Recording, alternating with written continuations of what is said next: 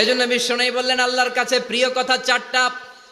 একটা হলো সুবহানাল্লাহ, দ্বিতীয়টা হলো আলহামদুলিল্লাহ, তৃতীয়টা হলো লা ইলাহা ইল্লাল্লাহ, চতুর্থটা হলো আল্লাহু আকবার।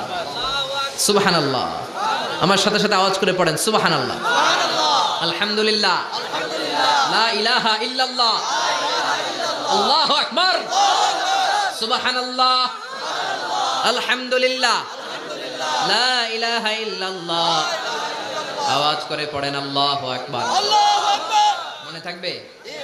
জিকিরের ওয়াজ শেষ। এগুলোর চেয়ে শ্রেষ্ঠ জিকির নাই। সবচেয়ে শ্রেষ্ঠ জিকির লা ইলাহা ইল্লাল্লাহ, সবচেয়ে শ্রেষ্ঠ কালিমা আল্লাহর কাছে এই চারটা। একটু খেয়াল করে দেখেন, এই প্রতিটা জিকিরের মধ্যে আমার আল্লাহর নাম আছে না নাই? সুবহানাল্লাহ আছে না? আলহামদুলিল্লাহ, লা ইলাহা ইল্লাল্লাহ, আল্লাহু আকবার। আল্লাহ ছাড়া আল্লাহর নাম থাকবে না যেই শব্দের মধ্যে ওই সমস্ত নাম আর হুই হুই হুই হুই